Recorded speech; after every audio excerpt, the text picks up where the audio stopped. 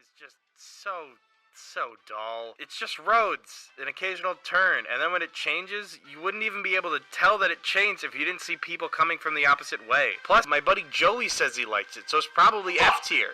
Yeah, I guess it's my turn. Let's roll it.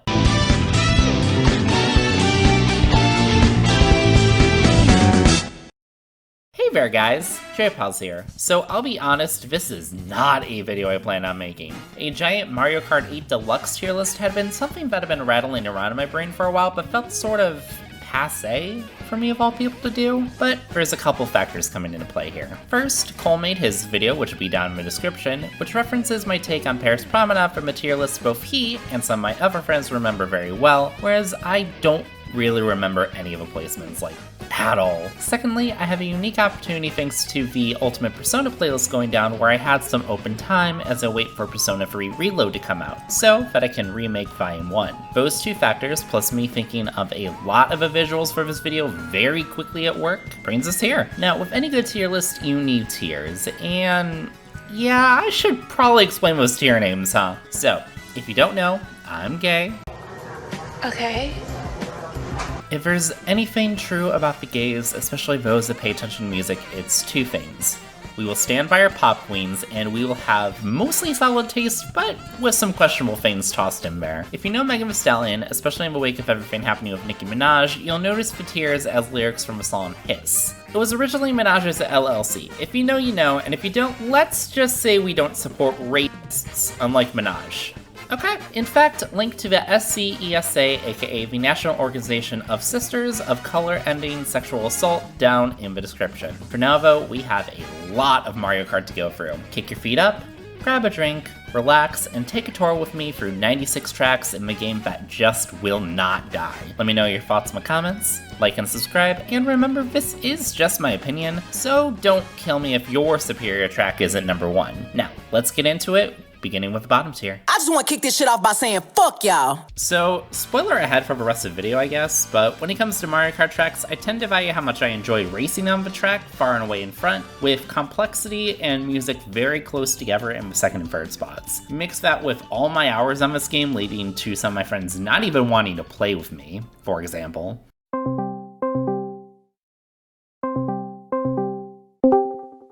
Hello? Hey, Gilgo. I just wanted to see if you wanted to play some Mario Kart. Joey, I'm gonna keep it real with you. I'm not in the mood to lose to the loudest brunette for 3 hours. Good night. See what I mean? But yeah, mix those factors together and you get the basis for the tier list. Toad Circuit has 0 redeeming features. Let's get to the most pressing matter about this track.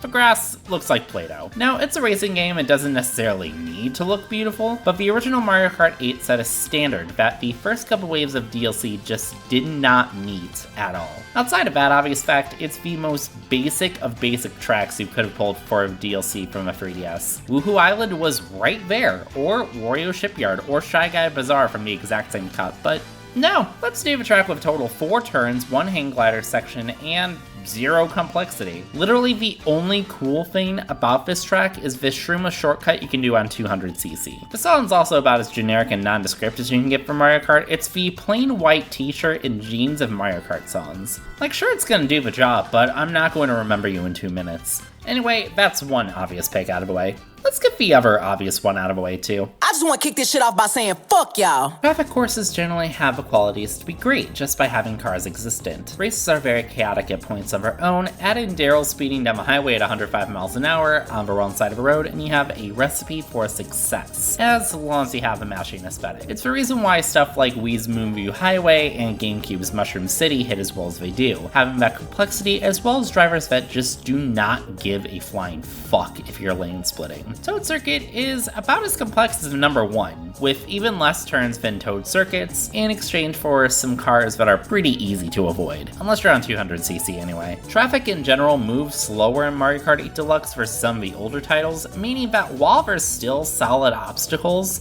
they don't provide as much danger this time around. It literally just feels like they added this track because it's in the shape of an 8, and because it was the last Mario Kart 64 track that hadn't returned yet. Rest in peace, Figure 8 Circuit. Tracks only here out of obligation have no place in any of the higher tiers. Toad, buddy, head back to the factory. Stay out of traffic. Next. I just wanna kick this shit off by saying fuck y'all. In Mario games, we're used to a couple level tropes that permeate from game to game. Grassy fields at the start, an ice world, a jungle, Bowser's nightclub. Wait, what? 3D world notwithstanding, the biome I'm very whatever on has to be the desert levels. Just open fields with sand is not very interesting at all. Sorry to all you Desert Hill fans, I guess. It's when that biome has an added element to it where the theming really shines, like a temple or a pyramid or an oasis. Bone Dry Desert has none of that, and is enough convincing for me that the desert theme needs to be deleted immediately in favor of Cityscape. It does have one thing, that little section with the split paths that come back together a couple times. That part's kinda complex, and the toads throwing coins are nice. Outside of that, it's like the color beige for walling, just very dull, and makes me groan pretty much every time I look at it. I'm just glad it's not super popular online either, because it just feels like an obligation track every time it comes up. Like, sure, you bought this game with all these fun levels, but make sure you check out our late game desert track that we always have. At least the song is nice, but I actively dislike playing on this track, and outside of a one section, it's actually pretty simple for a special cup course. So, it goes all the way down here. I just wanna kick this shit off by saying fuck y'all. When it comes to the city tracks, we've generally been pretty blessed in Mario Kart history. We've already brought up Mushroom City, but Delfino Plaza is an all-time banger, Daisy Circuit is gorgeous, the Woohoo Island tracks are awesome, and then there's Neo Bowser City, but we'll get to it. A lot of that comes from a mixture of the scenery and some very satisfying turns to pull off, like the alleyways in the beginning of Delfino Plaza. Then the booster course came along and spat 12 additional city tracks at us, specifically from Tour. Some of them are genuinely bangers, but Tokyo Blur is the epitome of disappointment. The version of Tokyo we get has some landmarks in the background, such as the Rainbow Bridge, National Diet Building, and the Tokyo Skytree, but nothing's really done with them. It's just like, hey, these are things in Tokyo, enjoy the sights while you're driving on a really wide road that's very straightforward. I feel like the way to fix this up is to make it a 3-segment track that ends with a spiral up the Tokyo Skytree lit up at night. But as an American, I don't exactly have the most intimate knowledge of how Japan is laid out, because I'd rather not go start of a Hachiko statue, zip through the Chidori Gafushi Park before coming to the Shibuya crossing, bouncing off the Diet Building onto the Rainbow Bridge with turbo boosters over to Akihabara, then spiraling up the Tokyo Skytree to finish the race, because I don't know if that makes geographical sense. Also, the song is a bit of a blur, as it sounds like something for a Chicago track, if anything. Just does not scream Tokyo at all. It's nice, just not a good fit. I just wanna kick this shit off by saying fuck y'all. I'm actually going to keep this section very brief, as it's just another disappointment pick.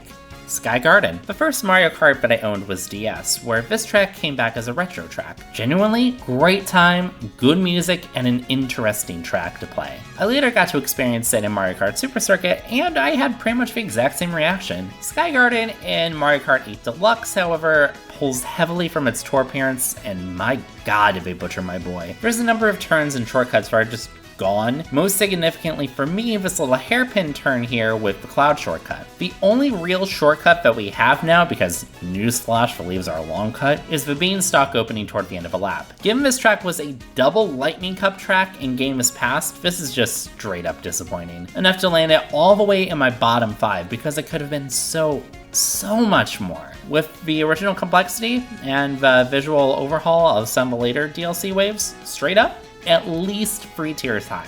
I just can never get into this one whenever it comes up into a rotation is all. I just wanna kick this shit off by saying fuck y'all. Oh look, another track I don't really want to spend a lot of time on. So we just talked about how DS was my first Mario Kart, meaning Double Dash eluded me for a really long time. When I got back to it, there were some courses I genuinely loved. Again, Mushroom City, but also Rainbow Road and Yoshi Circuit among others.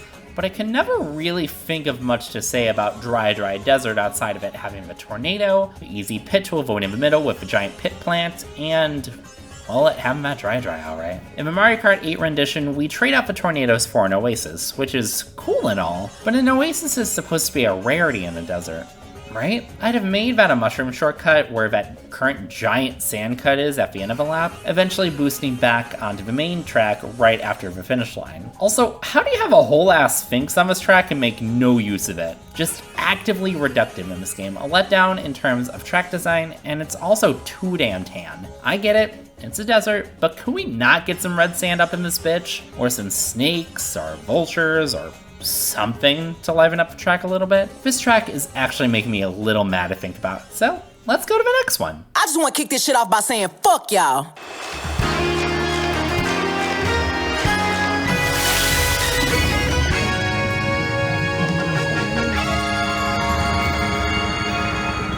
No. I just wanna kick this shit. Okay, fine. I'll talk about this one, but only for a little bit. The concept of being in a sewer is interesting. I'll give the Mario Kart 7 development team that. But the more I think about it, it's also just a very nothing track. Jumping into the pipe at the beginning is cute, but after that, the mind goes static trying to think of the rest of the track, starting with this little section here after the floating blocks. Underwater was the big push with Mario Kart 7, but this underwater area doesn't really add much of anything to the track's design, outside of coming back out of a pipe at the end of the lap. It's also just a very drab color for most of it, which is fair, we're literally in a sewer. But this is a course I very much just turn my brain off for whenever it comes up online. Anything that makes me go, I'd really rather play something else instead, like Pokemon Violet, where a couple minutes the track goes on for automatically goes all the way down here, but don't worry, we'll talk about that game and its problems eventually. I just wanna kick this shit off by saying fuck y'all. Once upon a time, on a Nintendo lunchbox, we got a fun little game called Luigi's Mansion. I never played it, didn't own a GameCube until way later, and even then it was for Fire Emblem Path of Radiance, but I heard it's a great game. We later got a track based on it for Mario Kart DS. I had no clue what a Luigi's Mansion was, but I thought it was a good track with that ambiance and slippery back half. Twisted Mansion is basically that, but without the character. Also randomly flooded in one section because we need to shove that underwater mechanic in there somewhere, I guess. This one sits right next to Piranha Plant Slide for the exact same reason. I just do not have fun racing this track at all. Not because I don't get it. This track is remarkably easier than Piranha Plant Slide after all on the account of not having, you know, this. It's because there's just so many other tracks in this game that do this whole split path concept better. Another haunted track with a much better ambiance thanks to the DLC, but even then beat out by previous ghost tracks, there's just so much uselessness in this track. Again, the split underwater path. Why? It lasts for 2 seconds, you don't go anywhere different, it just changes your directory, but even then you can reach the banister pretty easy for both. Also that little wavy path thing at the beginning. Bowser's Castle and Rainbow Road on Wii both did it. It's a mechanic we're all used to. It's not exciting. Sorry. Only thing of note here for me is the statues at the end, which is cool, but is the only haunted thing on a pretty dead track. I just wanna kick this shit off by saying fuck y'all. So remember in the last entry about 15 seconds ago when I bitched about the split path? How about an entire race for that? Enter Ice Ice Outpost, another track with Toad being somewhat involved thanks to track art. Jesus, get some taste, buddy. Much like Piranha Plant Slide and Twisted Mansion, I just don't really have a lot to say about this track. So why is this one above the other two when this one also makes me want to stare intently at 4-inch flowers to see if her eyes are blue, since Pokemon Violet doesn't do a shiny sparkler sound effect? Honestly, it's the little tricky shortcuts. You have 3 on the track, 2 that play directly into each other that let you shave some corners, and the one at the end that lets you cut the last corner. All mushroomless, but all pretty narrow, meaning there's some good risk involved. So why put it all the way down here? Honestly, it's not easy to get hype about yellow and green wavy parallel road simulator. It's an icy outpost, but that's all just backdrop. The road isn't slippery unless you take the shortcuts, it's just 2 colored roads next to each other, and that's really it. If this wasn't DLC, this would be a very easy Flower Cup track, and I normally do not give a flying fuck about anything from a Flower Cup, with notable exceptions. I just wanna kick this shit off by saying fuck y'all. Same as Ice Ice Outpost, I'd like to begin this entry with another entry callback, that being Tokyo Blur. With Tokyo Blur, my main thing was that it was just a big disappointment, that there was so much to pull from that the developer simply did not use. Enter Neo Bowser City, a track very clearly designed around the final world of Super Mario 3D World that just does nothing with the game's material, and also feels nothing like a city. When I think of Rolled Bowser from 3D World, two things immediately come to mind. The Vegas level lighting and the level selection screen, and the train levels from throughout the game, with one being located in this world. What does not come to mind is this drab, twisted wraparound on a couple tall buildings, which does play closer to the final fight against Bowser. Sorry, Meowser. But it just does not capture the vibe of a world in general well at all. This also is part of the Turn Off My Brain squad being the team leader, but unlike the other ones, it's actually very complicated for a track this slow. A couple hairpin turns and slippery controls due to the rain will do that to you. Oddly enough, though, a lot of my races feel very copy-paste on this track. There's not really a lot of, oh, hey, this happened moments I have thinking back on my sessions, and I think that has to do with the decently large skill check those hairpin turns are. It's fine for someone like me who's played a shit ton, but in a way the complexity makes it boring because I'm often playing with people who don't know how to navigate that complexity super well. The song's also a pretty poor fit here. For a Bowser track, the instrumental's actually pretty light. Now let's bounce into our final track of the bottom tier. One where I can just have 5 seconds on of another game, and you'll know which track I'm talking about. I just wanna kick this shit off by saying fuck y'all.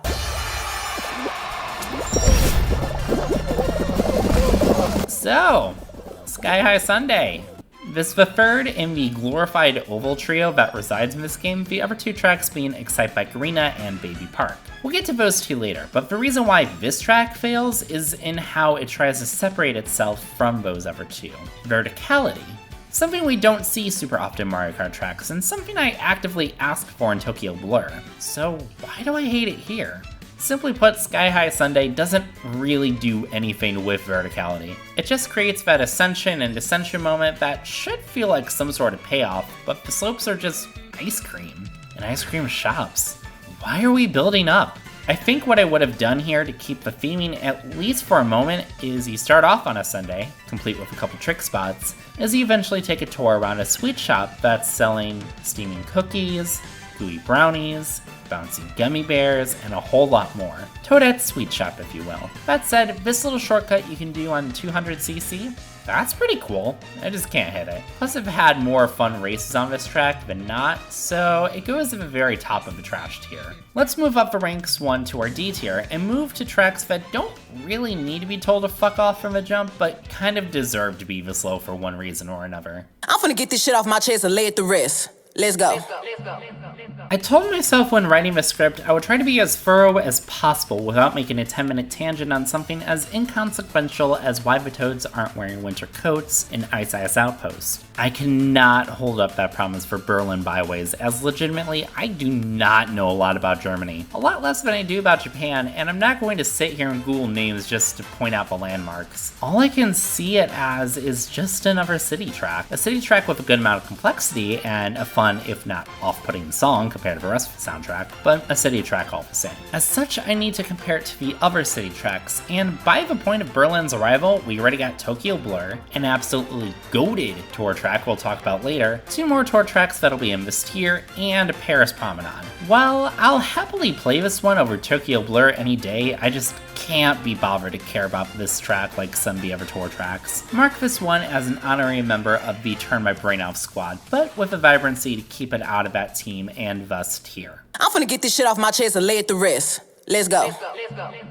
Time for another callback, this time to Sky Garden. In that one I talked about how they simplified the track design, taking out a couple turns that took a somewhat complex track and made it pretty much play itself. If you don't remember, that's okay, neither did I. I had to scroll up a couple pages on my Google Doc just to make sure I didn't write down some alternative explanation that ran counter to what I said earlier, because it turns out Trebuchet MS at 11-point font actually takes up a pretty good amount of space, if I'm already at the end of page 6 and only at number 84. Anyway, the actual pick for the slot, Choco Mountain. Much like Sky Garden, the layout of the course got messed with, although not as dramatically. Instead of that little pathway between the mountains leading into the wide turn with the boulders, we get a glider section, which doesn't really do a lot for me. Gliders are best used when there's a different shot of the scenery to take in, not as a necessary means of traversal, and what you're gliding over is a literal gap, so yeah. Chalk that up to necessity. Outside of that, the other piece of charm that's gone is the ability to fall down off the upper part of a turn with the boulders to the track below. Not that I necessarily need it, but it did add some intensity to what was otherwise a pretty easy track. Oh, also the fog just being pretty much non-existent. Hashtag not my mountain. I'm finna get this shit off my chest and lay it to rest. Let's go. I'm going to keep this entry mercifully short. Mario Circuit Free is okay as a retro track, pretty much unchanged in Wii, because that game had the wheelie system, so that straightaways were worth it. In Mario Kart 8 Deluxe, when there was a much larger emphasis on graphical presentation and we have some very good SNES upgrades, getting Mario Circuit 3 again in the Booster Course Pass and looking like an up-resed Wii track just does absolutely nothing for me. The track is still fun to race in high-skill rooms and that pin hair turn is nice, but please, Nintendo, retire this one. Reimagine the Vanilla Lake tracks instead. Give yourself a challenge. Put this one to bed, please. I'm finna get this shit off my chest and lay it to rest. Let's go. New York City! Oh, New York, a victim of the early Booster Course Pass curse. Up-res tour graphics aside, I think New York suffers from also not being a traffic course. When I think back to when I was a kid, some of the first things I knew about New York was that traffic was terrible with rude drivers, and Times Square was insanely bright with billboards all over the damn place. Bright lights, big city, endless dreams crushed under insane Jesus. The New York we have isn't that bad, splitting the majority of its run between Times Square and Central Park. It just feels small for a track based on New York, if that makes sense. The couple unmoving taxis toward the end of the lap, as well as the stationary bus, do not help with that either. It just ends up being pretty missable. This one's not down with Tokyo because they got the key landmarks, and the music track is so nice for this course, it's just missing the lack of scale a city like New York calls for. I'm finna get this shit off my chest and lay it to rest. Let's go. Apologies to the Wii fans out there, but I've never really liked Mushroom Gorge. I know, I'm sorry. Wait, no I'm not. It's my list after all. So why do I have this beloved Wii track with its gap jump and intricacies all the way down here? Well, that's easy. This might be a controversial take, but I never seem to have super interesting races on this track. The mushrooms are the main traversal quirk, and in general, when you're airborne, you move slower, especially when launched up a fair distance. Now, keep in mind how many mushrooms you're having to hit each lap. It's not a long track, but it has that artificial lengthening, where some of the race now becomes a game of accuracy so you don't accidentally plummet down to your doom. I also just don't really like the song here. Like, it does the job, but there's so many other tunes I'd rather listen to from Wii, and especially 8 Deluxe. It makes it a little higher off of a respect for its history in the franchise with the discoveries made for speedruns and Wii, but personal enjoyment sinks it all the way down here. After all, my list, right? I'm finna get this shit off my chest and lay it to rest. Let's go. So we've already gone through a couple city tracks down in these lower tiers, and don't worry, there's more to come. But when I think of London Loop, I think of just a slightly more complex Tokyo Blur, with a banger of a song to go with it. You start on a bridge, you see a couple important landmarks, and outside of some brief stints like going through Leadenhall Market and St. James's Park, you're not really doing much with the city of London. I personally would have loved to see a drive into the River Thames, or a mini tick-tock clock situation with the Big Ben, or some Peach Gardens action in front of Buckingham Palace, or some moving large red buses, but no, just wide roads, landmarks on the horizon, and a kick-in rock click. This track doesn't really do a lot for me, hence why it's all the way down here, but play more with the city, make it a little harder, and London Loop can easily launch into the upper half. I'm finna get this shit off my chest and lay it to rest. Let's go. Trust me when I say the story is going somewhere. Okay, so when I was little, I was never really taught how to swim. As a result, I almost drowned a couple times, namely in Michigan when I was 7, and at a vacation house my rich uncle I rarely saw had when I was 14. No wonder I had constant nightmares I'd be gone before I was 21. Anyway, it's given me a fear of water, something I've been working on quite a bit since I do want to go on Survivor one day. I'm very comfortable at water parks now, for instance, even though I'll very happily take a tube ride as opposed to sitting in the tidal wave area with 72 to strangers. What I'm trying to say is that Water Park works for a basic intro track and a reintroduction to what it feels like to be submerged in water Bowser Jr. probably pissed in, but please, stop trying to make me sit in water with a bunch of random fucking people. Japanese. I swear. At least Wario's got that big W wheel at the end though. Good for him. I'm finna get this shit off my chest and lay it to rest. Let's go.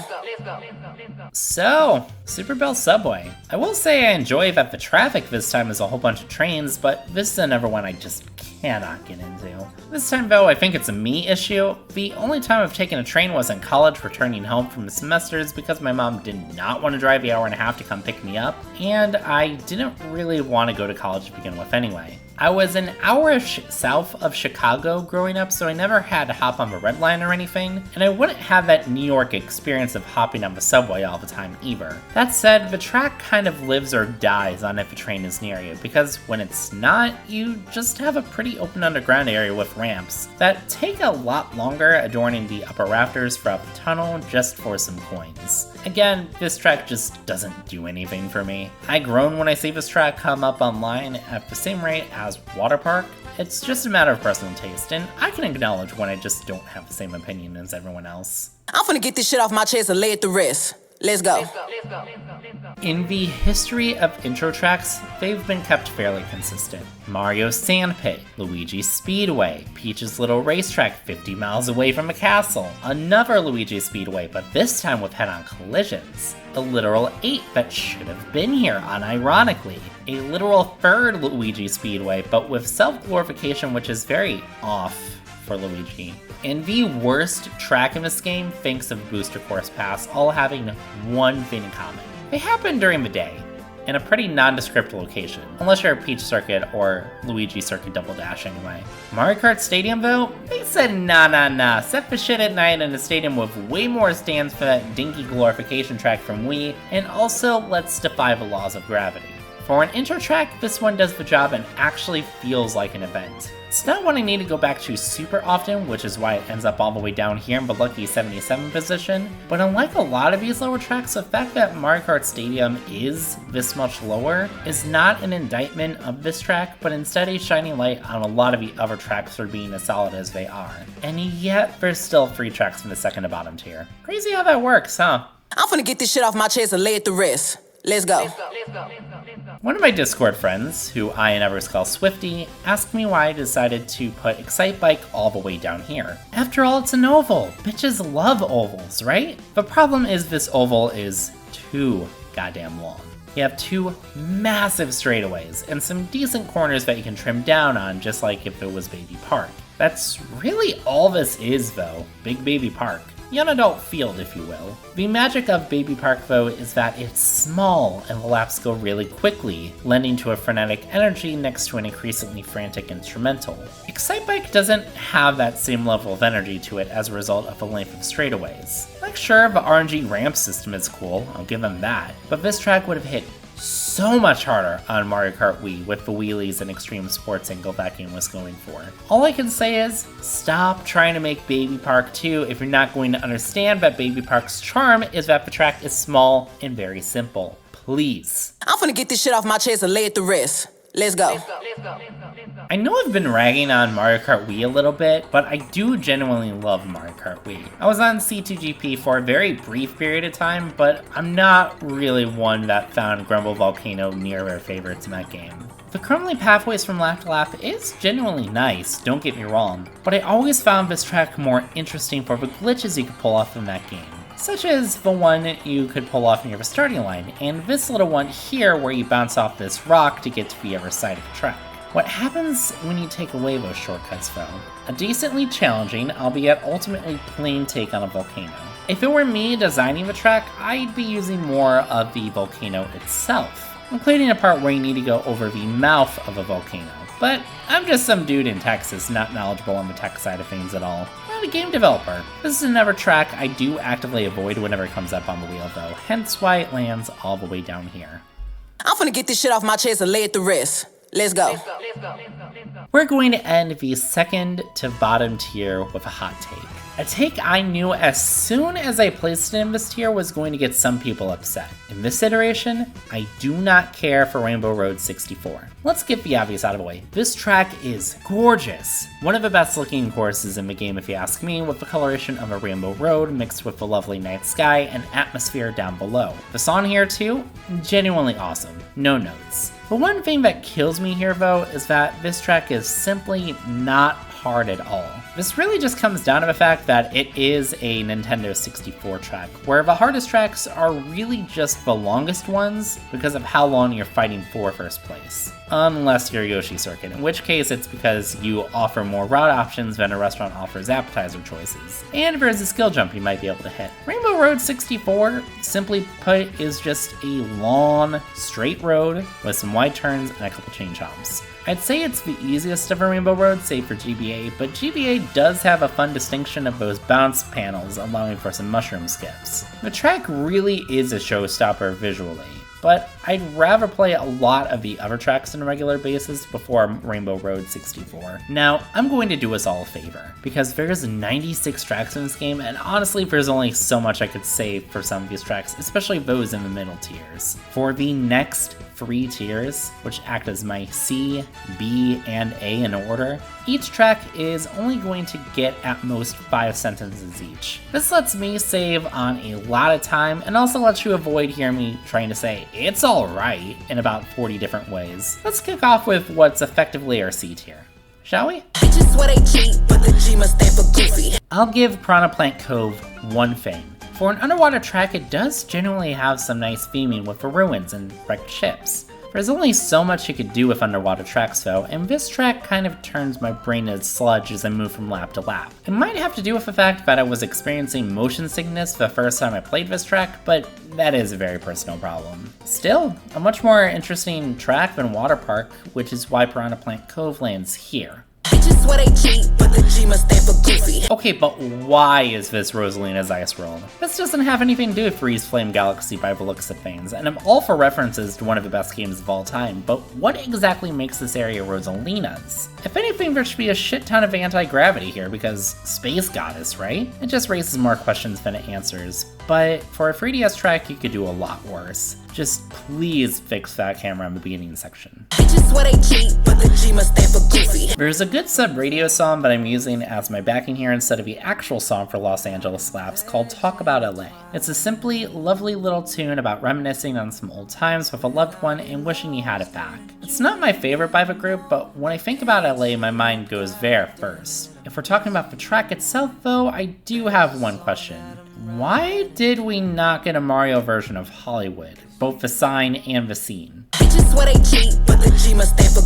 Let's knock another tour track out of the way. Bangkok is a nice track scenically, but I'm left with a feeling that I could be playing a lot more bombastic tour tracks, such as the one 2 tiers up.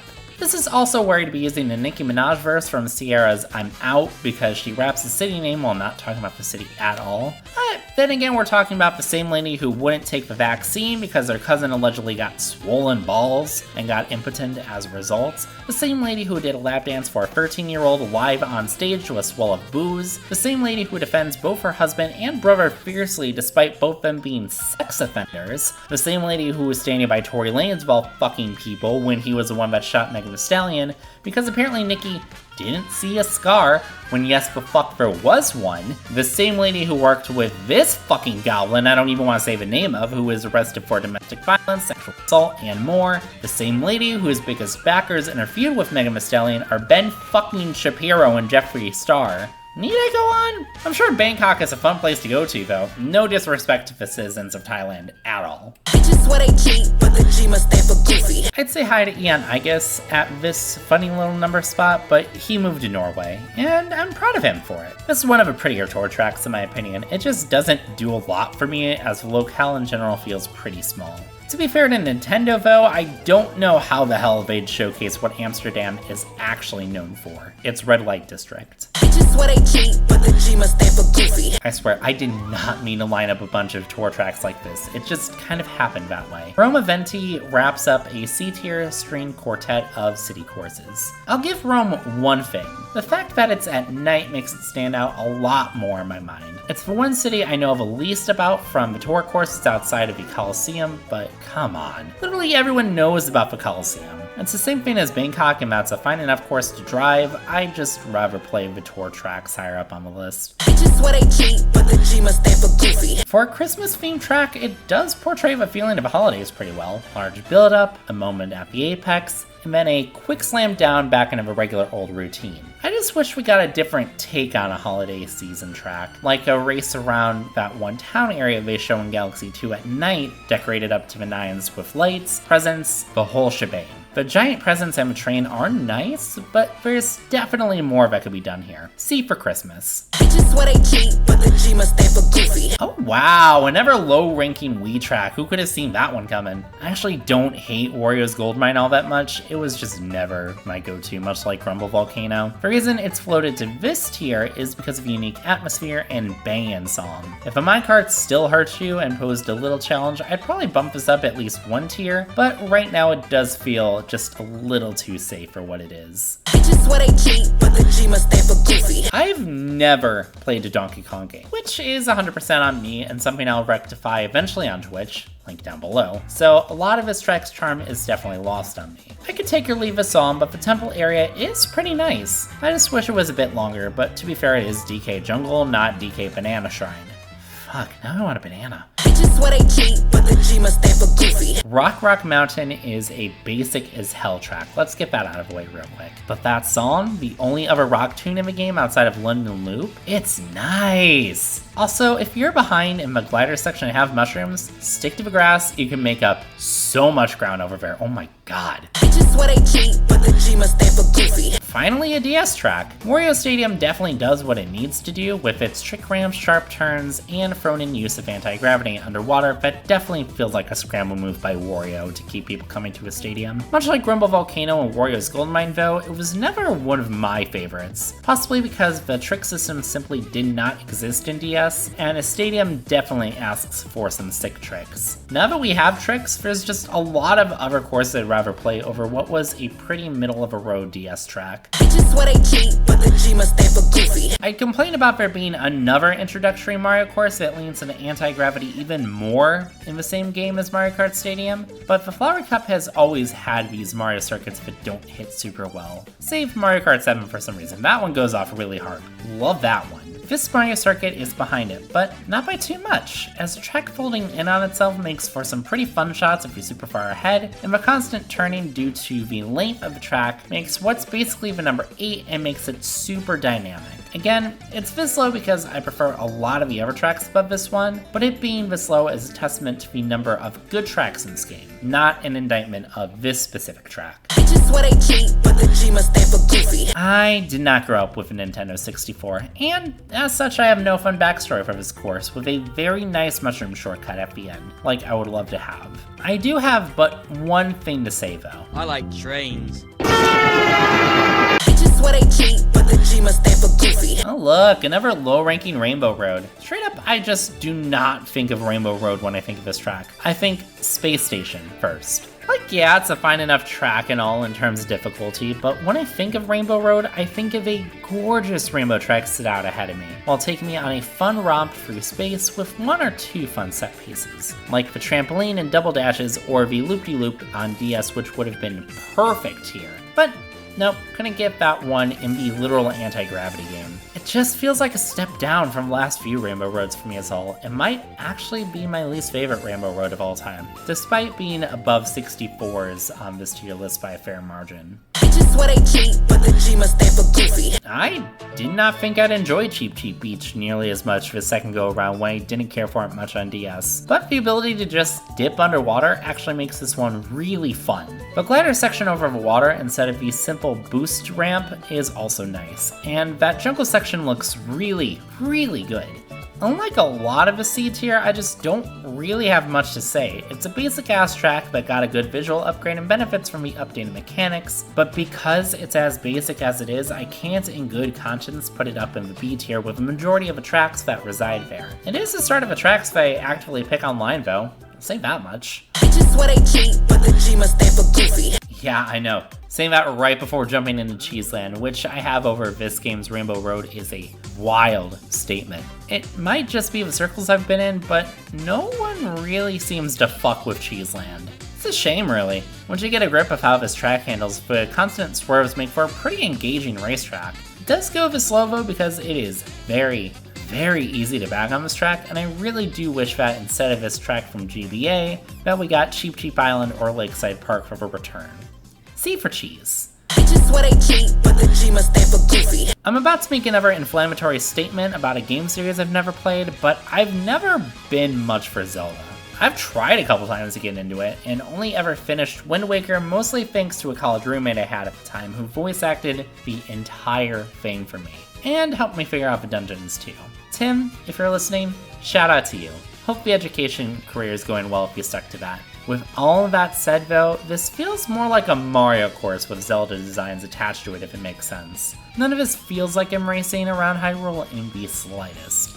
It's still a fun track to drive though, with its references down to the item roulette and changed coins, so I'll give it a pass. For now. Bitches swear they cheat, but the G must stand for goofy. This is a little rant I need to get off my chest after seeing a few other opinions, but Sunset Wilds is fine. The sun does not need to literally set for this track to be a good time. The course design is simple, which is why it's down in C, but it's a high C, only behind one other track in the tier. The Shy Guy dancers with the shovels are cute. The scenery is great. The footprints are nice. And if you're that annoyed that you can't see the sunset, just remember how the sun works and that it's sunset during your time on this track. C for charming. Bitches swear they cheat, but the G must stand for goofy. To round up the C tier, I have another Mario circuit. But this one from DS, not that folded over 8 from, well, 8. This track has always felt like one of the more solid ones in the Mario Circuit lineup, thanks to the visual on Peach's castle, the forest area, and those pin hair turns at the end of a lap. In this game, not much has changed outside of a graphical upgrade and a Wiggler who sleeps for 1 minute 27 seconds according to the Mario Wiki before making its appearance on the track, which is actually really cool from a design standpoint. You really can't go wrong with Mario Circuit, but it is a Mario Circuit, landing it at the top of C. Now, we hop into B tier, our literal middle ground of the pack with 54 more tracks to go. This accelerated format for the middle really does help, huh? Let's get into it with Everybody wanna kick it when you ain't a threat. the impetus of this video. I'll go on record when I say that Paris Promenade is one of the better tour tracks, and if you're that against it just because it's Paris, I need you to figure out why exactly you hate the French and get back to me when your rationale isn't just jokes that you've heard throughout the years. As for the track itself, the song ingrains itself super duper easy, and there's quite a bit going on here that I like. From a head-on traffic part of lap 3, and the risk-reward system at the Eiffel Tower, where you could take a quicker path through the dirt, but miss out on items as a result. The roads are too wide for my taste, but that's just the result of it being a tour track. It could be a C tier track since you miss out on the Louvre, but the nuance alone in the Eiffel Tower section gives me just enough respect for it to push it up into the B tier. Everybody wanna kick it when you ain't a threat. So despite being a little less complex than Paris Promenade, I enjoy Athens Dash just a tiny bit more. I think it's because with Athens, there's a lot of cool stuff from a long time ago versus a couple hundred years. The Amphitheater of Dionysus, for example, was built around 490 BC. The other cool little piece of minor tech here is these two piranha plants blocking a boost panel toward the end, where instead of a mushroom you can chuck a shell or a bomb to activate the same effect of getting through them. This is the start of the genuinely good tour tracks, just inferior to some of the other ones coming up for one reason or another. Everybody wanna kick it when you ain't a threat. Okay, again, I promise I'm not doing this on purpose with the tour tracks, but that's just how it's ending up. Next up is Madrid Drive, which is only really missing a running with the bulls section. The Prado Museum is exactly how I would have wanted the Louvre to be in Paris, except just a little bit bigger. The song slaps and is overall pretty fun to drive. It just doesn't have too much going on at the end of the day hazard-wise or complexity-wise, but throw in that bowl section with some wigglers, balance out the road width, and it'll go up just a little bit more. Also, Goombas playing football, that's fire. Everybody wanna kick it when you ain't a threat. I didn't think Swamp Ruins would end up this high up, but the more I think about it, yeah, it's a good track. For Ruins' atmosphere isn't super explored in Mario Kart, and while you're not in the indoor cavern for super long, that rolling stone makes the whole thing worth it. There's also a couple easy shortcut sections, and even a route choice of if you want to go to the side or dive into the water in the section where the hang glider comes out. It ultimately is a Mushroom Cup track, so I can't really rank it super high since it's about as complex as Toast, but yeah, solid stuff. Everybody wanna kick it when you ain't a threat. Oh, Waluigi Stadium. That track that, as much as I want to get into it, I just can't nearly as much as other people. It just feels like a staple standard stadium? Better than DS Wario Stadium, at least atmospherically, complete with a glossy mud and quite a few trick locations, and that little upper route that I just never use. Sorry. My only gripe is that the piranha plants aren't real anymore, but I'm also not goo goo gaga over this track either. I could very easily take or leave Waluigi Stadium. It landing right near the middle makes perfect sense to me. Everybody wanna kick it when you ain't a threat.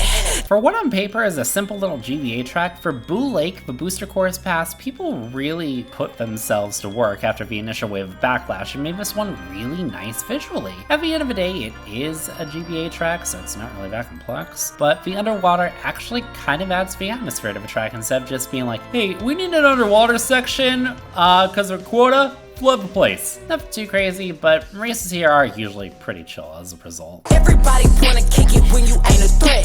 Hey, remember what I said about DS Mario Circuit? Yeah, I actually prefer the GBA one more. For me, what it comes down to is the catch-up opportunities littered across the track, from very easy grass corners you can mushroom through, to the path next to the finish line for an item, to that little tire section that I think you just boost over in 200cc. Not 100% on that last one, but there's also some good counterplay for the front runners with all those oil slicks, allowing for a natural way to avoid the blue shells. Again, it is a Mario circuit. It can't go super far up just on account of it being a simple one, but there's a good amount of nuance here that it deserves to be hoisted up into the B tier directly in the middle of a list. Everybody wanna kick it when you ain't a threat.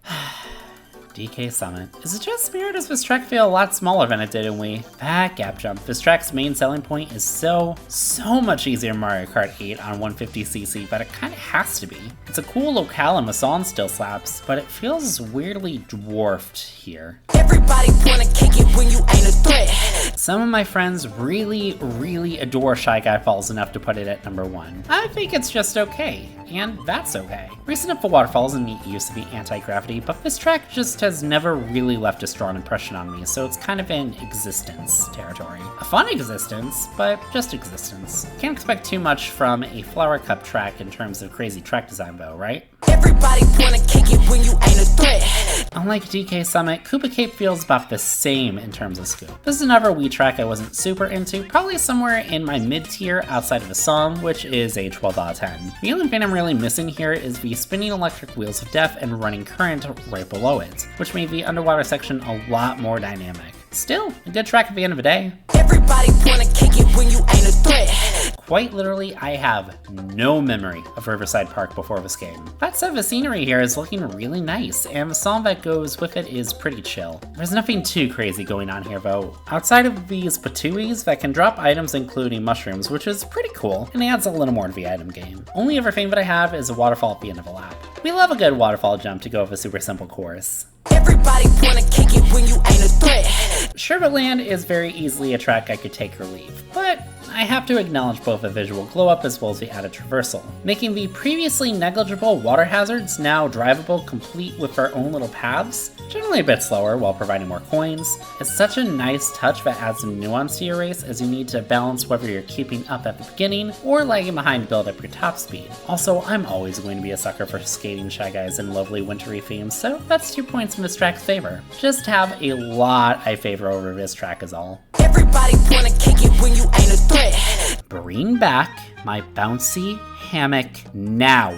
I'll Most of this track could have really benefited from waiting until the last 2 waves before arriving in the booster course pass instead of showing up in wave 3. Ah well, fun tree track is going to be fun and be a tree. Everybody wanna kick it when you ain't a threat. The standard for what every Rainbow Road should be right here. Absolutely stunning, and what it lacks in length, it makes up for in some pretty nice difficulty. No guardrails, some tricky turns if you're not paying attention, a little bit of a mind gamble with the womps on a split path. You just can't really go wrong with SNES Rainbow Road. Everybody wanna kick it when you ain't a threat. When I originally saw Donut Plains Free way back when as a track name, I went, oh gee, here's another retro track for just karting out to say they've brought it back once. And then I saw the visuals. I don't know who was cooking when they made this track's aesthetics in Mario Kart 8, but whoever they are, give them a permanent chef's hat and keep them in charge of the kitchen, because for what could have been a basic ass course, this track looks amazing and drives pretty nicely too. Also, do this with a Vanilla Lake tracks, it's about damn time. Everybody wanna kick it when you ain't a threat. I could talk about Moo Moo Meadows, but instead I feel the urge to let y'all know that bitch, I'm a cow. Bitch, I'm a cow. I'm not a cat. I don't say meow. Hey, wait a minute. That's really how I'm rapping the beat here, huh? Alright, on to A. The tracks that should definitely be worth your consideration when they come up on the course selection roulette. Any man go against me, I handle shit. Getting our Wreck-It Ralph jokes aside, Sweet Sweet Canyon is such a joy to race on thanks to a solid amount of turns, a fun aesthetic, a song that doesn't really sound like a racing tune but is easy to listen to anyway during a race, and the split pathway system coming back once again.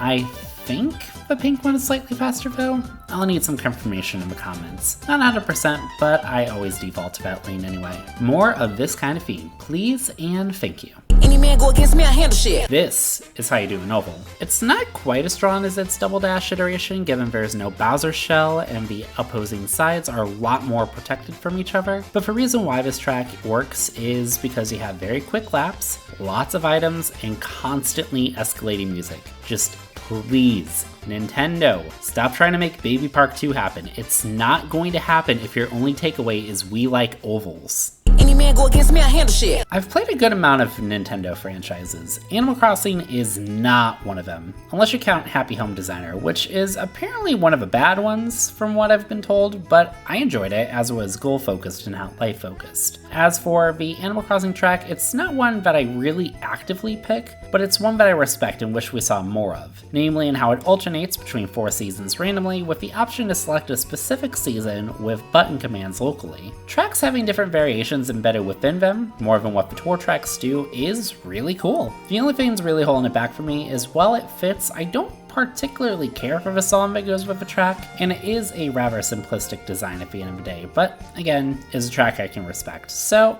A for Animal. Any man go against me, I handle shit. I'm always a sucker for galaxy references, and unlike Rosalina's Ice World, which kind of just galaxies just a galaxy, Flat Top Cruise actually makes use of its source material. This is mostly through the lovely combination and renditions of Gusty Garden Galaxy from Galaxy 1 and Sky Station Galaxy from Galaxy 2 for the instrumental, on top of feeling like an area you might explore with Cloud Mario.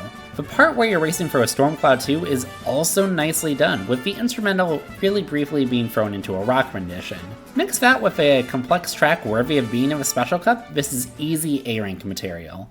Any man go against me, I handle shit. Bring back the gap jump. I definitely enjoy the graphical upgrade, which is why DK Mountain goes above DK Summit here on top of just being a cooler theme. But why does the Mountain practically lose its gap jump while Summit has a far easier gap jump?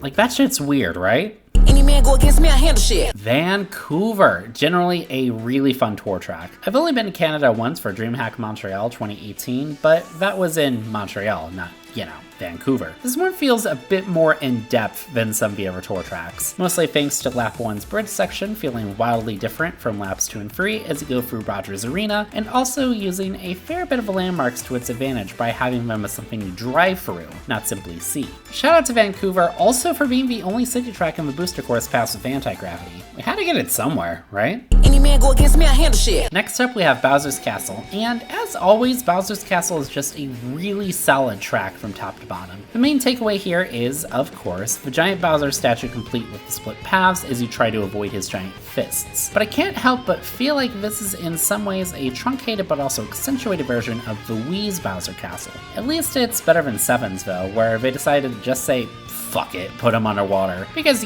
Bowser is definitely known for a synchronized swimming technique. Any man go against me, I handle shit. Wild Woods is a track I don't feel like comes up super often, but for the wholly new tracks the original DLC brought, it definitely beats the hell out of Ice Ice Outpost, I'll tell you that much. Racing along the trees is such a neat concept, made possible thanks to the anti-gravity mechanic. There's never really a dull moment in this one thanks to branching paths, complete with the coin quandary, rushing water section, and a pretty quick ending of a lap. Overall a solid track, I just enjoy 30 tracks more, but you can't really go wrong with Wild Woods. Any man go against me, I handle shit. Yes, I have Coconut Mall down at number 30. What about it? Iconic song aside, racing through a mall has always been a really awesome time. It just feels like this track was made a bit easier through the jump from Wii to Mario Kart 8. And the track was already pretty easy to begin with. This is mostly thanks to the escalators lighting up which way we're moving instead of being regular escalators, which I can't really complain about too much, given, accessibility. But then also the cars at the end of a lap are a lot easier to avoid, even with the Shy Guys doing donuts now as opposed to the initial release. We also lose a bit of a charm as a lot of the advertisements on Wii and the drivers on Wii were a whole bunch of Miis, but that's just gone. Still a great track, it's just lost quite a bit of what's made it special. Any man go against me, I handle shit. I had no clue what to expect of Snowland, but this one's another really fun track. While being relatively simple design-wise, the fact that the item boxes move means you may have to sacrifice a sharp corner or take a chance in front of a penguin, adding a bit more depth to what could have been a slightly more complex, colder Toad circuit. Mix that with some catch-up opportunities and the penguins being the adorable little creatures they are, plus how I've never had a dull race online of this track, and Snowland goes way up here. Any man go against me, I handle shit. Just like Snowland, I had no clue what to expect of Bowser's Castle 3, but holy fuck, they finally made a baseline Mario Kart 8 course again. I think for me the stand-up is the race up the wall toward the beginning, with the multiple paths to jump up. Something that comes off as pretty whatever on SNES, but is turned into a fun set piece on the Booster Course Pass. It's going to sound weird, but I think it's also the coloration of this track that makes this one stick out so much for me. Mostly accentuated by a awesome red-orange from the vibrantly hot lava. Fun thing is, this one's still growing on me. Give me time and I can see myself slotting it into the S tier. Any man go against me, I handle shit. I last brought up Moonview Highway all the way back during Toad's Turnpike, so please take your time to get up and stretch before we sink back into the Lawn and Airs paragraphs in a few entries. Moonview Highway is what Toad's Turnpike wants to be. Pretty complex at the beginning with traffic that's slightly harder to avoid if you're trying to go as fast as possible, mixed with better scenery, having a city lit up at night in the second half as opposed to this random side of the freeway. That said, I do enjoy this one a little less than when I initially played Wii, but that's because I've realized this track is half special course, half mushroom course, thanks to how quick and wide the second half is. I wonder what this track would have been like if they stuck to the mountainside approach and briefly had the toll section right before crossing the line, instead of 4-lane traffic on both sides. Any man go against me, I handle shit. I could tell you how awesome of a reference this level is to one of the most beloved games of all time, like any other YouTuber and their mother, or I could just play you a Kesha reference and call it a day since you guys know how great this track is already. I'm gonna go with the latter. Any man go against me, I handle shit. To round up the A tier, I've gone with Music Park. An entire racetrack synced up to the instrumental is something that needs to be explored again in this capacity, possibly incorporating more woodwinds or brass next time, as this track was pretty percussion based. It's not too complex, but it doesn't really need to be. The musical aspect makes up for that a fair bit. This is an A and not S though for two reasons. This track had to grow a lot on me over the course of a decade, as I was originally somewhat dismissive of it, and this track is the reason my Switch's region is set to Europe, so instead of Music Park, I get the much better sounding Melody Motorways. I also get Alpine Pass instead of Rock Rock Mountain, along with a couple others, but the point is, why make me do extra work, Music Park? Now, before we leave a quick summation section, we have 24 tracks left, a veritable 6 cups worth. To keep a tally on what kind of tracks we have left, we have 2 from Mario Kart 64, 1 from Super Circuit, 2 from Double Dash, 3 from DS, 2 from Wii, 1 from 3DS, 2 from Tour, a whopping 8 from Mario Kart 8, and 3 new tracks that were technically made for Tour but don't have a prefix, so fuck it, they're new. If you've watched this far, please give yourself a pat on the back and make sure to both like and subscribe. I'd love to create some more of these tier lists eventually, and by doing those 2 actions, plus leaving a fun little comment about your favorite tracks and your opinion on my opinion, which is truly the battle of the subjective, you're telling YouTube that that they should push my stuff around to other people, which would really mean a lot. I also have a Patreon in the comments, mostly based on what I'm calling the ultimate playlists. That'll be the main focus of this channel, but I'd be happy to add some other tiers that play separately from all of those, should there be enough demand for it. Plus, I don't know if I'm gonna make a dime off this video with all the Megan Thee Stallion clips, on top of being a bit north of 3,000 public watch hours short of being able to meet YouTube's monetary requirements at the moment. Maybe like $10 for having your name read on the end screen, $20 for picking a topic/tier list, $40 for being able to read an entry in a topic/tier list. I don't know, I'm just spitballing here. Just let me know in the comments, I'm always reading. With all that ramble out of the way, let's get back into the tier list and kick off our S-rank tracks. The ones that if they pop up in the track roulette, I will pick them without question. Let's start off with Still gon' hold the odds against me. Shroom Ridge. I know, it technically has mushroom in the name, it's from a Flower Cup of DS. I should be predisposed to not liking it at all, but let's be honest, this track is satisfying as hell to play Mario Kart 8 Deluxe. Arguably more so than its base game. I think it's because you're able to hit as strong of drifts as you can around the corners as you weave through traffic, collecting boxes and having to keep an eye on so much around you in a relatively tight space. When you're able to complete not just a lap but an entire race without getting hit or ramming into a car, it is the most satisfying thing possible for a traffic course, and especially Shroom Ridge, where there's multiple catch-up opportunities thanks to the paraglider in the open field area and the gusty pipe toward the end of the track. The song is pretty low-key, but also hits nicely too, making for a satisfying experience and a nice start to the S rank. Still gon' hold the odds against me. Dragon Driftway was love at first sight for me. Thanks to the entire track basically being one huge Gobblegut statue, which means huge galaxy reference. The fact that we're racing on a giant statue is not lost on me, and the fact that the entire track is presented as a set of Chinese artifacts is simply really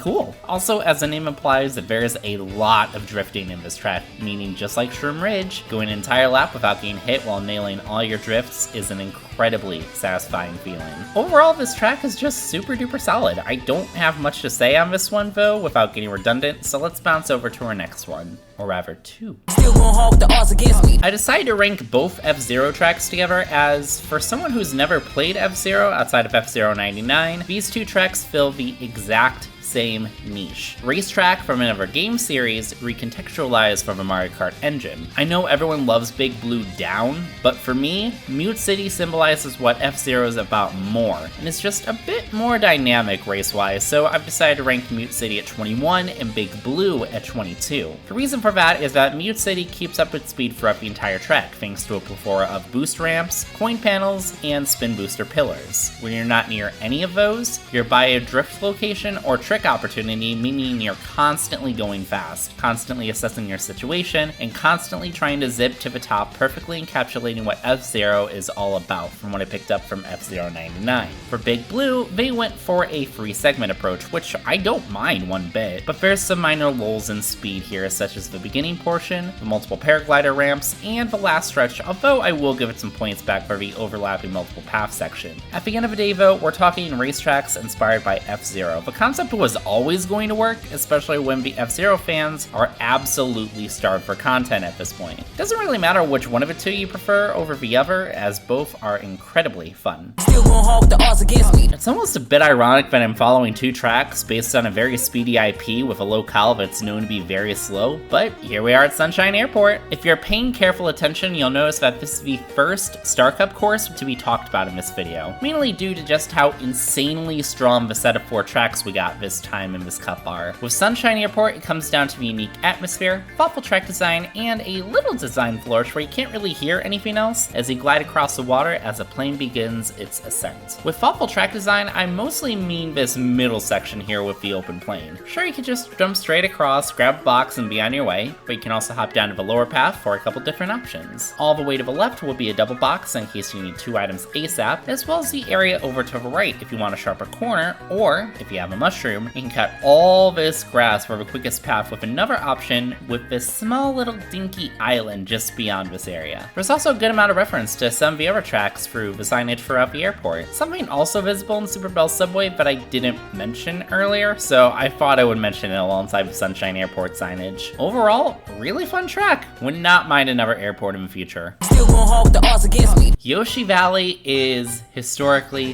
very funny, as everyone who's either played or researched Mario Kart 64 knows that the system could not tell placements until you cross the finish line, which is honestly a neat little Easter egg for the track. Outside of that though, Yoshi Valley's charm is a scramble in all the different pathways you have at the beginning, some safer than others with corresponding benefits like items or coins. While the science of the track is pretty much figured out thanks to Jopes and some other content creators, not all 12 people can cross that wooden bridge at once, meaning there's still some merit to some of the other pathways. Once everything comes together, you will have some satisfying drifts to make, a giant Yoshi egg to avoid, and a couple shortcuts that can let you catch up real quick. Just don't do what I did here a couple years ago. This still haunts my memories a little bit. Shout out to my friend James here, by the way, the guy with the face and the hair in this clip. His link will be down in the description. Super chill streamer who is able to string sentences together much easier than I can when live. And even when I'm recording too, I have stumbled so much recording my narration here, oh my god. Still going hard with the odds against me. Speaking of James, I'm sure if I were to ask him what his favorite track is musically, he would go with Dolphin Shoals, no question. This is another underwater track, but unlike a lot of the other tracks that you dip underwater for, this one is legitimately fun to go through. This is for 3 key reasons. First, the split paths once again coming into effect, really just different ways of traversing to the other side of this gap, but anything that allows someone to make their own decisions in a game is always a benefit. Second, being able to trick off the back of the Maw Ray multiple times as you drive across its back is really satisfying, especially if you can stay on until the end of its tail. Finally, like I said earlier, the music. With Dolphin Shoals having a dynamic soundtrack, flipping between 3 different tracks depending on if you're above water, in the shallow water at the beginning of a track, or in the deep water beginning around the multiple path section. Very easy seal of approval on this one. Still going hard with the odds against me. About time I got to a Daisy track, right? You'd think with all the dunking I've done on the Wii tracks a Daisy circuit would show up first, but no, that's still a little ways ahead. Instead we got Daisy Cruiser here, a very charming little course from Double Dash that I would love to see a future iteration on at some point. Maybe the SS Peach or something, I don't know. At any rate, we got Goombas and Floaties, a giant Daisy print at the bottom of a pool, sliding dining tables now with guests, a flooded basement complete with clams for a small risk getting items, and a lovely song to accompany the whole thing. It's not too complicated of a track, but it's got such a charming aesthetic. And on top of the fact that you're racing back and forth on the same area, just on lower and higher floors, makes for a pretty engaging track design. Again, we need more of this. Please? Thank you. Still going hard with the odds against me. This was originally the top of S tier until Cole pointed out that stupid little R after the D. Electrodome rolls off a ton so much better, damn it. Minor joking aside, this is basically Mario Kart Nightclub Edition. You got partiers on the flat screens, DJ Larry on the beat, and some dancing piranha plants at the end of a lap. What more can you ask for? Actually, scratch that. How about a split path that messes with music a bit, and these electric panels that act as a sort of countdown before the glide? Fun fact about this track, currently it's the only racetrack to be a single word, which is pretty neat. Much like Daisy Cruiser, it's not too crazy of a track, but there is some shortcut potential here, knocking Electrodrome one step above for a very solid S tier course. Still going hard with the odds against me. I remember very specifically when I started playing Mario Kart more and more online that I wanted to learn some no mushroom shortcuts, stuff that the quote-unquote pros used. Toad Harbor was the first track I looked at for these, and while my search didn't last too much longer, I still go for the little drift at the beginning to jump over this grass past the crate. Personal history aside, Toad Harbor has a pretty chill atmosphere and feels a lot more like a city than some of the other city tracks. Tokyo Blur, anyone? The song's got this nice swell to it that feels like a chill San Fran afternoon, which complements the cable cars quite nicely. If you've never tried hopping on top of these, by the way, do so. You can trick off of them without too much additional air, plus it's always fun to land on a moving target. And, of course, we once again have the split paths, allowing for some strategic gameplay. I feel like you guys know this by now, but I love having my options in my video games, but especially my racing games, so I can't help but point out every time it's at least somewhat significant. Very easily, one of the best courses in Mario Kart 8 brought to the table. Still going hard with the odds against me. There's something to be said about how simple concepts make for really exciting racetracks. Like, sure, we have a rainbow roads, but great tracks can easily be made out of airports, malls, and trees. Why not a bathroom? Enter Squeaky Clean Sprint, a track I was legitimately excited to play when it first got announced. I think we all remember where we were because, one, holy shit, it's a bathroom with one of the most fun songs in the entire Booster Course Pass. This is also where we saw Kamek as playable for the first time in mainline history after being axed from Mario Kart 64, adding even more to the track's grandeur. As for the track, you're spoiled for pathways, especially once you get access to the glider ramp at the end of a lap with so many different ways you can go for items or coins. The bathtub has a sponge route up top for a couple coins, or the bath bombs for a straight shot with a trick. The drain has a shortcut for a ring, and the wind section shortly following is unlike anything we've really seen from any other track. It's hard to go wrong with Squeaky Clean Sprint. It's only down at number 14 because it's overall a simple track to race. With the other 13 tracks, I do enjoy just a fair bit more. Much like Mario Kart Stadium and Mario Kart Circuit though, that verdict is only a light on the tracks above it, not an indictment on this one. Still gon' hold the odds against me. When it comes to the DS tracks, there's a couple big standouts. Of course you got Bowser's Castle, Tick-Tock Clock, Airship Fortress, DK Pass, Rainbow Road, and while Peach Gardens is definitely a good track, it's more of a conversation for upper half, not really for the top spot. Thanks to a little tour magic though, Peach Gardens is able to reach its full potential. Laps 1 and 2 play exactly as you expect them to if you've played the track before, but lap 3 is where we get the ramp up. Something the developers originally intended for Double Dash was a reverse mode, taking the tracks in the opposite direction. This eventually fell through though, but with Peach Gardens here we can get an example of how that would work. You wouldn't think much of it since Peach Gardens is a pretty flat track, but after the wide swing to the left, you get a couple trick ramps in front of a castle where you can get some head-on traffic with the last placers if you're quick enough. Head-on traffic is always nice just for a quick oh shit moment, especially when the people you're crossing with can pull a bullet bill at any moment. It's such a Hot Wheels idea, but we need a track where you go through the same intersection multiple times for one lap, in a way where we can get this same effect on a per lap basis, just from the side instead of directly head-on. After that section though, you get a paragliding section where you're able to go through the topiaries, which is so satisfying. That's really all this track has over the Wii section, but it breathes such a life into an already solid track that I can't help but push it all the way up here. Always happy whenever this one gets picked out online. Still gon' hold the odds against me. It's honestly kind of amazing what the Mario Kart 8 development team can do with what was originally a flat track. Jumping from the GBA to the modern day is Ribbon Road, which is one of the most satisfying driving experiences this game has to offer. A small unsung part about this track is the difference in complication between the colored portions. The red part is pretty flat, but with a shortcut at the end of a lap and a potential for a corner cut at the beginning of a lap, this green part which has some obstacles plus a solid mushroom corner cut, and the blue part takes the spot as the hardest, thanks to not only a wavy road, but also multiple alternate paths that you can string together for a nice shortcut if you can aim yourself just right. While simple on the surface, the track is a very good skill check, seeing if you're able to assess your positioning while taking some risks. Do you trick on the wavy road knowing you may be too fast for the upcoming drift? Can you hit the side path to cut a corner? Is this the best spot to use my mushroom, or do I want to save it for the green part so that I have 2 items instead of 1, picking up a more powerful item I can also use while I wait? There's just so much nuance here, but I can't put it into my top 10 in good faith given what else is up there, so it lands here. But then, what's number 11? Still gon' hold the odds against me. Hey look, Daisy Circuit. Let's get the obvious out of the way. This was always one of the best looking Wii tracks and is very easily able to retain that title thanks to coming out in Wave 6 of the Booster Course Pass as opposed to say Wave 2. There's not too much to this track, so much like Ribbon Road, I need to keep it out of the upper echelon, but then why this one over Ribbon Road if I just went on and on about that track's options and nuance? Easy. Outside of being a more lovely track to look at, this one also tells a story in its 2 center statues. I'm used to Daisy being a bit of a punching bag in the community, being too loud or whatever people want to go with, when in reality she's just a tomboy with plenty of spunk. With the statues though, we can see a more gentle side, a childhood friends to lovers type approach. And you get to see the statues every lap, weaving back and forth, around and around again as the story remains the same between the 2.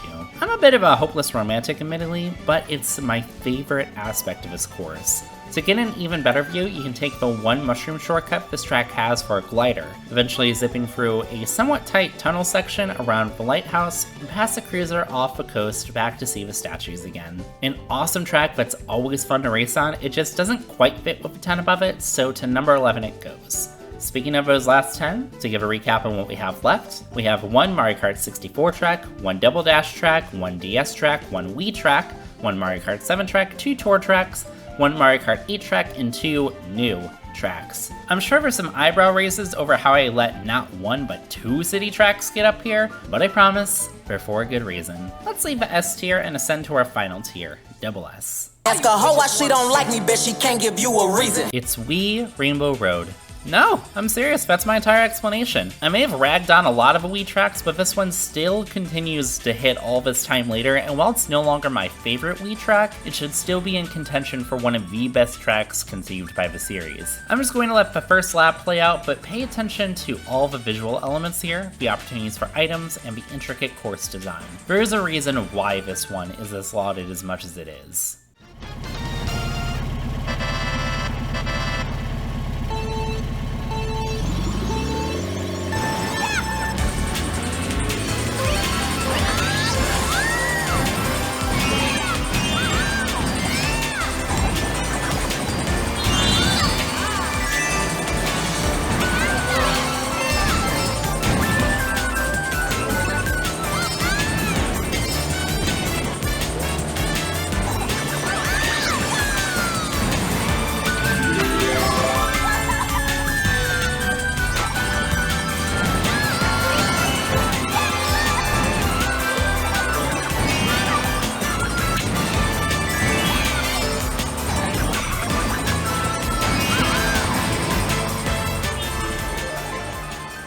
Ask a hoe why she don't like me, bet she can't give you a reason. Let me follow up one of the older classics with one of the brand new ones. Enter Yoshi's Island, from a game series I've also yet to play outside of Woolly World, but can also feel the love for the base series here. Literally everything here is Yoshi-fied. From the coins, to the scenery, to the little red bridge you can hit at the end of a lap through this little question mark cloud that takes you through the rain that you normally have at the end of a level. Even the enemies, except for the crabs. Gotta have crabs, I guess. The highlight for me, outside of the Red Bridge, is the leap over the volcano. It's exactly what I wanted out of Grumble Volcano, and here it just works as such a nice elevation shift before you work your way back down through the glider section so you can take in all the scenery. Wave 4 was when the booster course pass was truly cooking visually, though some of the earlier tracks got off well too, as we've yet to get to. Fortunately, we had this track to say, don't worry, we still got the charm, now we got the look. A must-have for an immediate return course once we get Mario Kart 9, or X, or Pokey's Pin Hairs. However you want to do it, really. Ask a hoe why she don't like me, bet she can't give you a reason. Let's get the ever new track out of the way really quick. Ninja Hideaway is the skill check to end all skill checks in this game, and it is awesome to see the mini-map with just how spread out everyone gets online.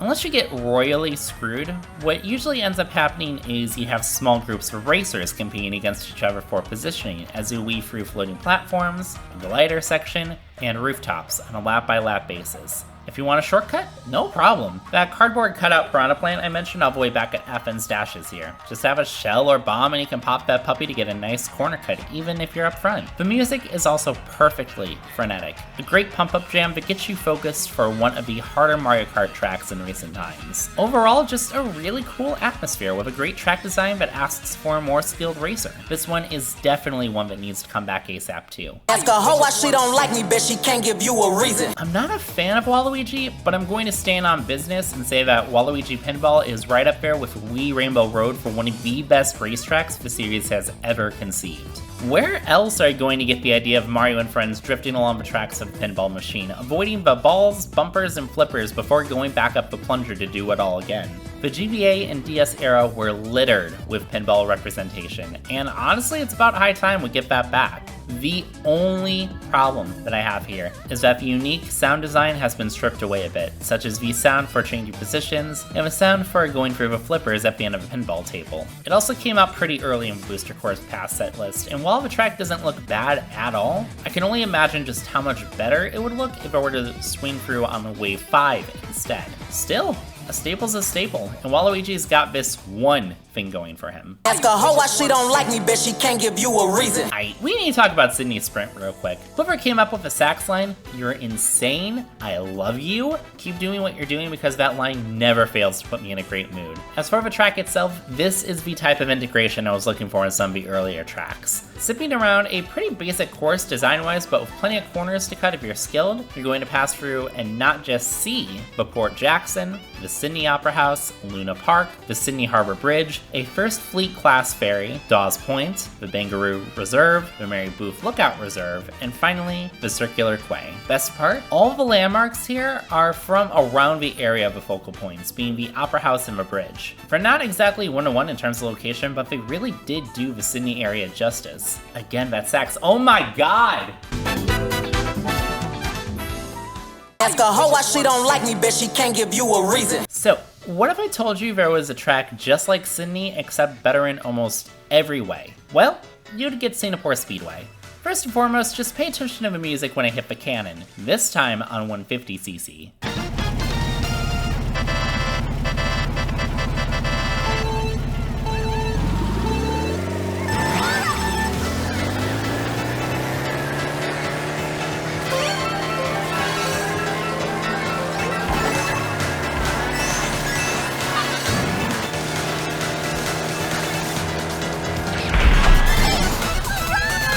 That's not a dynamic thing, that's just how the song was made. Isn't that satisfying as hell? The song here is such a jammer, like straight up one of the most fun songs to come from a Booster Course Pass and easily up there with one of the best in the series. To top it off, when you're in the Chinatown section, the instrumental changes up, which is a pretty nice attention to detail. Speaking of Chinatown, unlike Sydney, the area you see here is pretty close to how it is in real life, complete with the landmarks. Same with Sydney, in order from the beginning, you pass through Not Just Sea, the Escalante Bridge, Marina Bay Sands, complete with inner tube Goombas, the Float at Marina Bay, Chinatown, Merlion Park, Gardens at the Bay, Helix Bridge, and the Art Science Museum. The two main kickers here over Sydney are the fact that it's at night, meaning more vibrant electric lighting, and the racetrack is a lot more dynamic than Sydney, complete with some sharp turns and some careful skips you can do like this little grass hop in 200cc. I will say though, one thing. If we can use the escalator belts like conveyor belts on the Helix Bridge, we could have had that used for Toad Factory instead of Toad Circuit. The things they stole from us, I swear. Ask a hoe why she don't like me, bet she can't give you a reason. Not to quote myself nearly bar for bar, but all I really need to say is it's Double Dash's Yoshi Circuit, and y'all should get it immediately. I'm just shocked that they haven't tried this track design for more characters. Birdo Boardwalk while the sun's setting near the ocean in the shape of a birdo, anyone? The song is a timeless staple at this point in the Mario Kart franchise, even outside of what a lot of Double Dash's sound was going for. The waterfall shortcut is simple, but a good catch-up spot, and there's some shortcut opportunity to be had here after the tunnel in the area of the piranha plants. The only real downsides here are that the second tunnel shortcut is gone and the Yoshi-copter is replaced by a green Mario TV helicopter. But speaking as someone who got to Double Dash late, I don't really care about the former, and while the second one being gone is sad, we still have an awesome track with a Bane in tune that should probably rest before it gets overexposure. More than anything though, races on this track pop off a lot more in terms of fighting for first place, landing it very easily in the upper half of the upper echelon. Ask a hoe why she don't like me, bet she can't give you a reason. I'm not really sure why I enjoy Royal Raceway nearly as much as I do, to be honest. On paper, it shouldn't be anything special. Just a racetrack tied around Princess Peach, where the initial draw of being able to drive up to the castle is gone. That being said, much like Yoshi Circuit, some of the most races I have online are on this track. I think it's because of the amount of corners that can be cut to allow for comebacks, keeping races online very competitive. The scenery is also very lovely, complete with the cherry blossoms and glide over the river through hot air balloons whilst looking toward Peach's castle. The song is also just quintessential Mario Kart 64, with lovely flares of trumpet, drums, and keyboard to keep the whole thing nice and upbeat. Honestly, they can remix this track and bring it back for the next Mario Kart. I am so serious right now. Of the older tracks, it's absolutely the best feeling to drive, even beating Yoshi Circuit. We have just 2 tracks left, everyone. The funny thing about this, my number 2 was originally my number 1, but the more I thought about it as I scripted, the more I realized I had 0 complaints about what was originally my number 2, while what was my number 1, I did have 1. So, I flipped them. But I think either way I did it, people would have understood my opinion. So, for number 2... Ask a hoe why she don't like me, bet she can't give you a reason.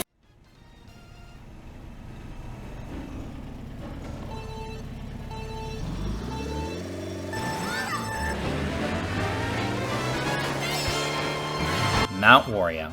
the best original track from this game by a fair margin, but if you page through, you'd have to go all the way back to Toad Harbor for my second favorite. I have some very fond memories of the Olympics growing up, and Mount Wario brings those back for me and then some thanks to various slopes, the slalom section, mogul course, and finally the ski jump at the end. Mount Wario also brings with it the quintessential Mario Kart 8 song. Plenty jazzy with the sax taking the lead and a dynamic soundtrack from lap to lap. There is but one problem I have here though. Lap 2. Lap 2 as it stands feels like such a scramble move to insert anti-gravity that it's almost kind of saddening, and is usually a whatever section until I get past rushing water. A combination of everything that I just said keeps it from falling below number 2 since it really is the Mario Kart 8 track, but I think what would have been a lot cooler was a bobsled section, multi-tracked where you zip and slide around before eventually being deposited into the forest area, with branches that make for trick spots. I think it's supposed to be a power supply type section, but lap 2 just does not hit it all, and is a mismatch compared to the rest of the track. Still, I mean, it's Mount Wario.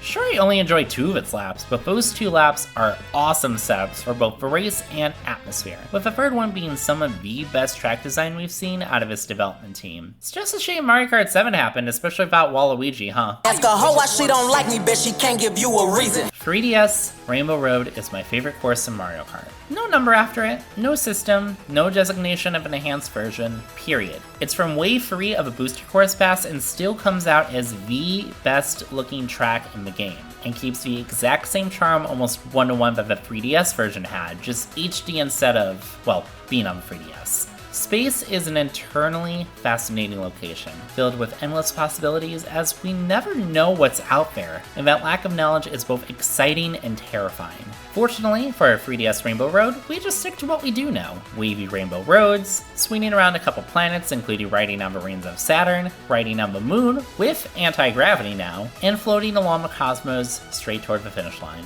The song is also peak space vibes with mixing in the usual rainbow road flair. Races on here are very dynamic, and while it's an easier rainbow road, that's more than okay, given the visual experience and visual diversity we get here, with no guardrails just in case you do get a little too fancy, like with the ring of descending platforms toward the start of a race. I quite literally do not have anything negative to say about 3DS Rainbow Road. And with that, that's the entire list. I'm going to give my voice a break here and give you guys a visual of the tier list. A visual of all the tracks by cup, and then average out each cup so we can see what my favorite cup was. After the Star Course, since I kind of spoiled that in the script. Oops.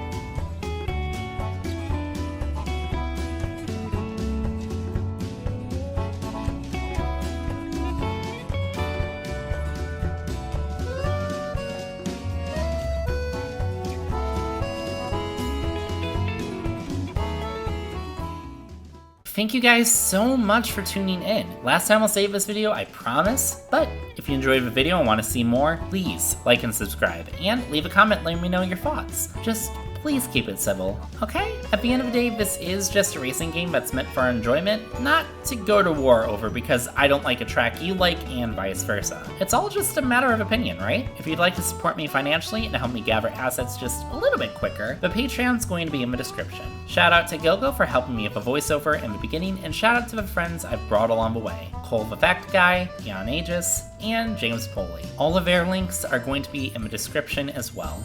For now, it's time for me to get to some assembling. I have the ultimate Persona playlist Volume 1 to reload. Until then, this is JoyPals, signing out. Take care, everyone.